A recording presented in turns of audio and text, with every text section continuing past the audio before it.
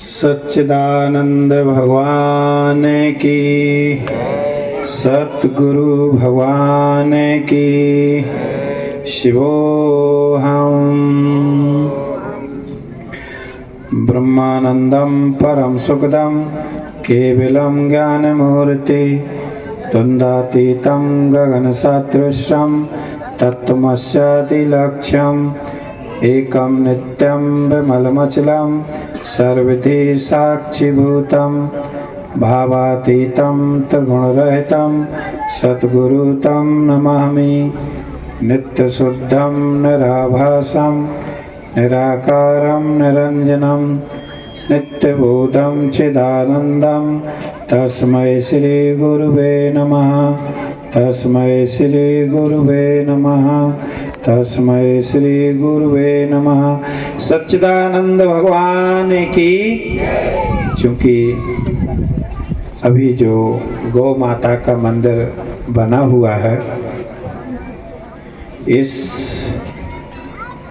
गौ माता के मंदिर को एवं गौ माता को हम प्रणाम करते हैं। और सच्चाई तो यह है कि अपने भारतवर्ष में गौ माता जैसा कोई देव नहीं है। आपने चित्र में देखा होगा सभी ने, गौ के हर एक एक अंग पर एक एक देवता विराजमान है। जो 33 तरह के देवता हैं वो हमारी गौ माता के शरीर में विद्यमान हैं। यदि कोई किसी तीर्थ में नहीं जा पाता है, किसी देव मंदिर में नहीं जा पाता है, यदि वह माँ गौ के पास चला गया, उनकी सेवा कर ली, उनको प्रणाम कर लिया, तो उसने संपूर्ण देवताओं की एक साथ में पूजा कर ली।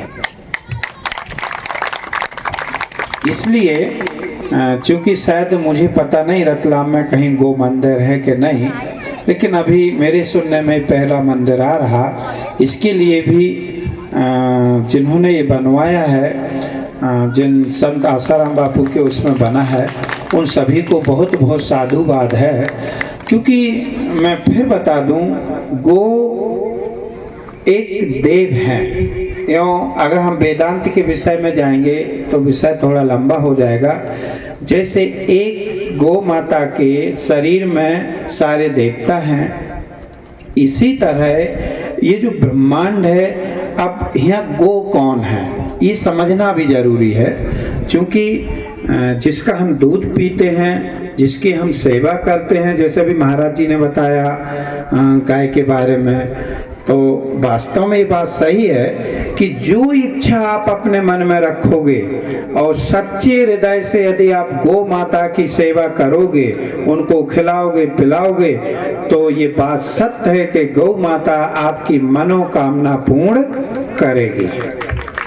और नहीं है तो जिन्होंने गौ की सेवा की है उनसे पूछना सच्चे हृदय से। दिलीप ने गौ की सेवा की थी ना, आपको सबको नाम मालूम होगा, उनका नाम था, गौ माता का नाम नंदिनी। यदि गाय बैठ जाए तो दिलीप बैठ जाते थे, यदि गाय सो जाए तो दिलीप सो जाते थे, यदि गाय चलने लगे तो दिलीप चलने लगते थे। आप उनकी भक्ति से गाय की भक्ति को देख सकते हो। इतना ही नहीं, भगवान श्री कृष्ण को जब कुछ हो जाता था ना, तो माँ बच्चे को लेकर के गाय की पूंछ से उसके सिर पे, माथे पे, तो अब आप यहीं से अनुभव लगा सकते हो कि गाय कोई जानवर नहीं है। जैसे लोग कह देते हैं, मैं कहता हूं गाय एक देव है, देव। और इस देव की जिस घर में पूजा होती है, वो घर भी एक देवताओं की तरह ही घर है। और ये हम सभी आपको साधुवाद देंगे। आपके जीवन धन है कि जो गौ माता से प्रेम करते हैं। और समय कम है, इतना ही। बोलिए सच्चिदानंद भगवान की, सतगुरु भगवान की। शिव